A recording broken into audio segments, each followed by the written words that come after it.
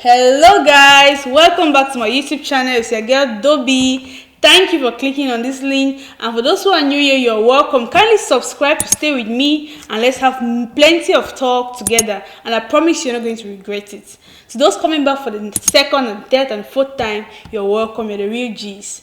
So today we are going to talk about sickle cell anemia, its definition firstly, to know about what it really is, and also how this condition can be acquired. How can you have sickle cell anemia? We need to expatiate on that. And also, we shall focus on the prevention of sickle cell anemia. But we shall not end without talking about how important this topic is, the knowledge of this topic is in your day-to-day lives. So for this to be achieved, kindly stay to the end to grasp every information and every detail on this topic. About the definition of sickle cell anemia. Sickle cell anemia is a blood disease in which the cells which carry oxygen in our blood, called the red blood cells, which are normally round and disc shaped, become C-shaped and so cannot deliver enough oxygen to our body. And this usually results in pain, and sometimes the blood cells are broken down, leading to anemia or otherwise shortage of blood. So how is this disease acquired? It is usually inherited from parents, and this, to better understand this pattern of inheritance, we'll talk about genotypes, which are mainly three. We have the AA genotype, the AS genotype, and the SS genotype. It is individuals with the SS genotype who manifest with the disease sickle cell anemia. People with AA are usually okay. People with AS have the sickle cell trait but do not present with any symptoms. Those who have symptoms are those who have the SS genotype. And it is, how do you have the SS genotype? This occurs when both of your parents have the AS genotype.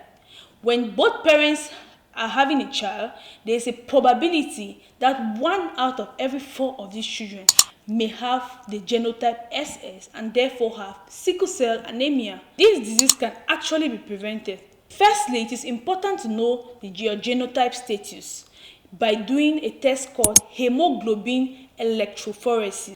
I'm going to repeat for the second time. Hemoglobin electrophoresis. This test is going to help to inform about the genotype if it is AA, AS, or SS. And this can guide decisions, because knowing your genotype is going to guide the partner you have.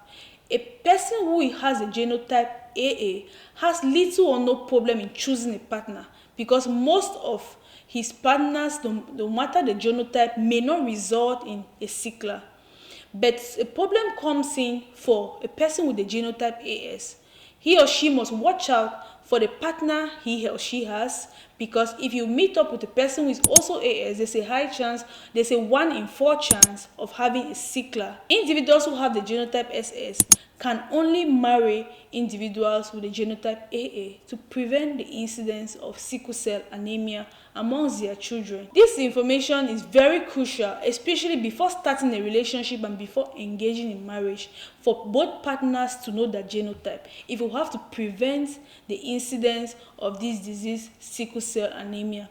So I beckon on everyone interested in starting a relationship that everyone should get the hemoglobin electrophoresis tested.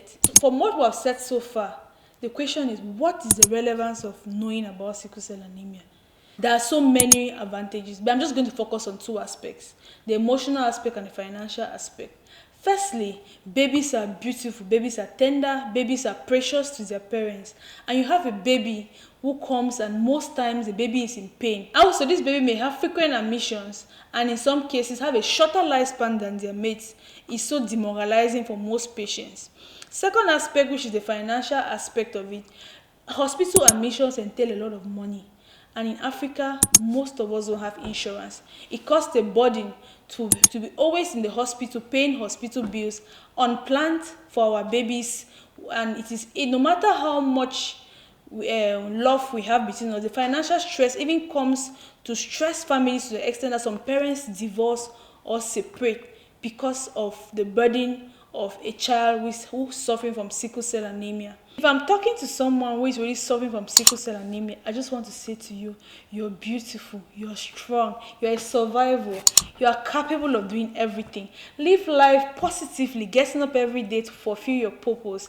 God put you here for a reason, and we're happy to have you here. And it is good to keep in mind that some people with sickle cell anemia live even a longer lifespan than people without the disease. So there is hope at the end of the tunnel as scientists continue doing research on this condition. So thank you guys for staying to the end. Today my mood has not really been the best because of the topic we're talking about. It's a burden and it's a very serious issue which needs to be addressed properly. But notwithstanding, don't forget to give a thumbs up, smash that red subscribe button, drop a comment in the comment section below, and we shall continue talking. Thank you. Ciao.